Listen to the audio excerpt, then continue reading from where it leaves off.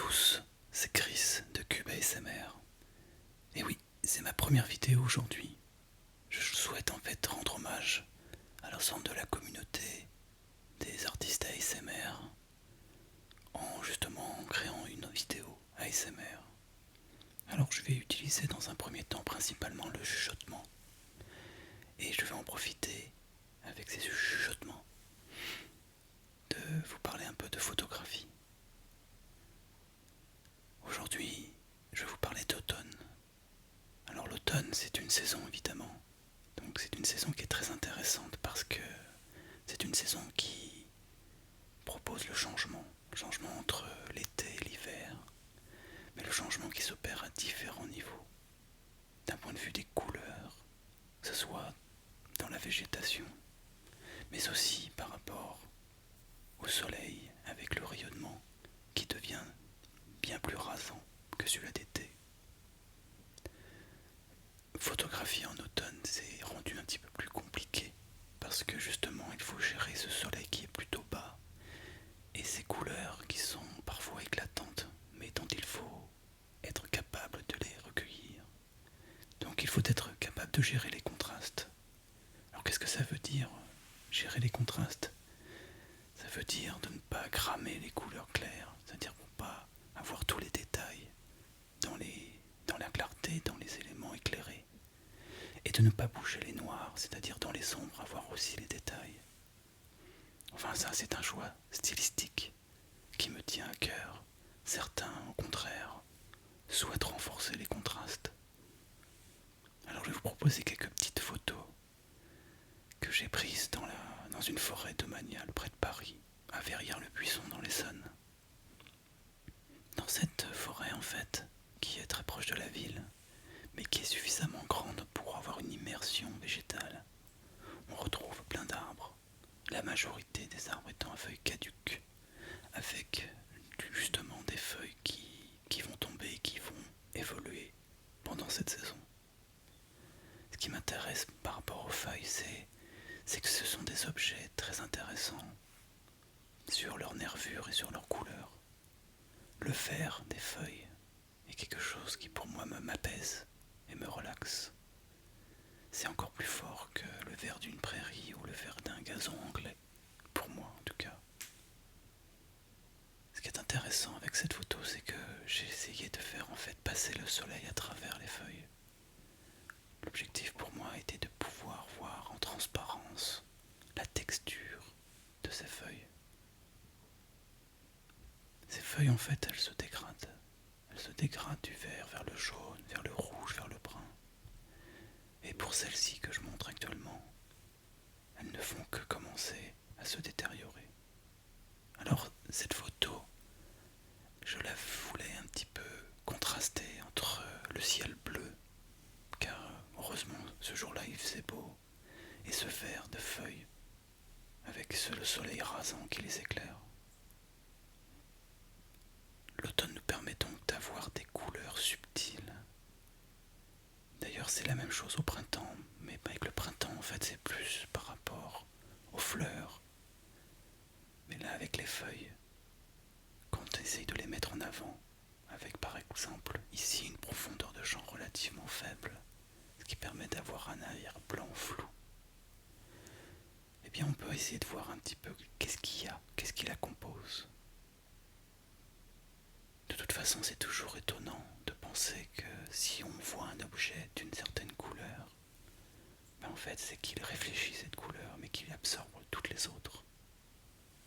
Alors pour la feuille d'un arbre ou d'un arbuste, c'est avant tout la chlorophylle qui fait qu'une feuille est verte.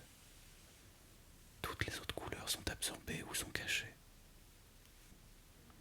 L'automne nous rappelle que tout est éphémère, tout a une fin. Mais c'est pas un problème en soi. La feuille, elle finit par arriver, elle vit, elle réalise son travail, elle dépérit, elle tombe, elle se transforme, et la saison suivante, de nouvelles feuilles viendront. Ce qui compte, c'est pas tant la fin en soi, c'est le chemin qu'on parcourt. Alors bien entendu, ça peut nous remplir d'une certaine nostalgie. Nostalgie parce qu'on sait que quand l'automne est là, c'est l'hiver qui suit. Donc terminer les grandes sorties avec le soleil, la chaleur, et bienvenue à un monde un petit peu plus froid, mais qui permet de se réchauffer à l'intérieur. L'automne est donc une transition. Et au-delà des couleurs, ce sont les feuilles qui volent, qui tombent et qui se transforment.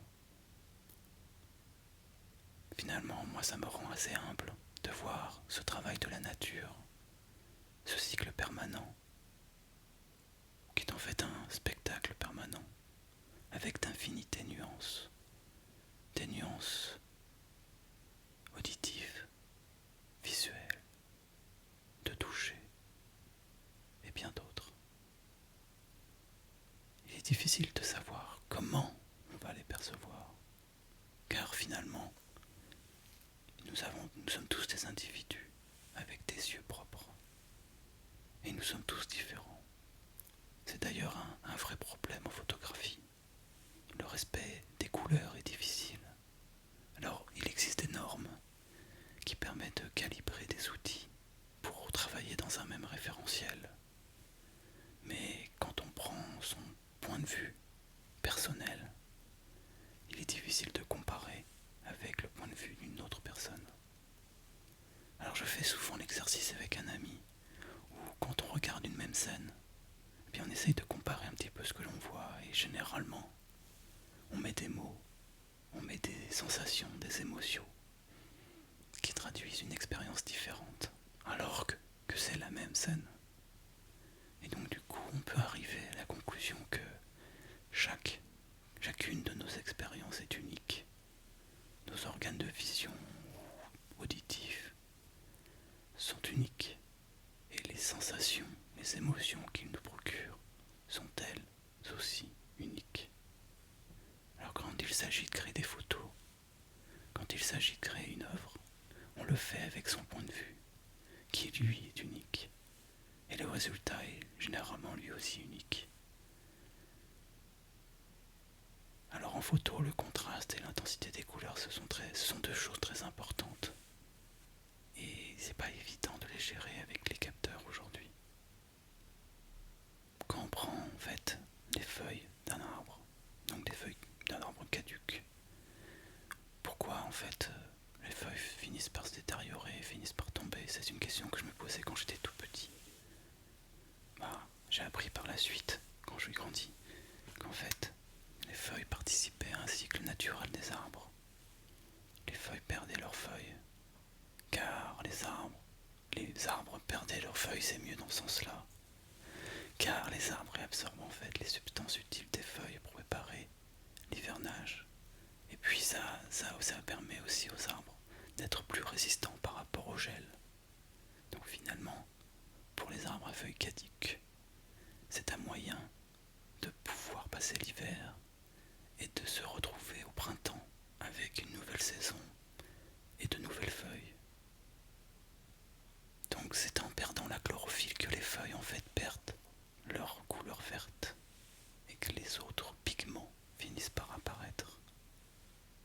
Au bout d'un moment, les feuilles finissent par tomber, assécher, vidées de leur substance. Elles finissent par recouvrir les terres et les chemins. Et moi j'apprécie énormément de marcher dans un chemin plein de feuilles, car c'est une superbe sensation. Le bruit des frottements, cette sorte de matelas qui nous permet de parcourir un chemin, une forêt. Si en plus il y a un peu de vent, on peut assister à une pluie de feuilles. J'adore aussi quand je suis en voiture et que les passages de voiture font soulever les feuilles. J'ai l'impression que le monde est dynamique, qu'on arrive à mettre une vision sur ces terres qui nous entourent. Voilà,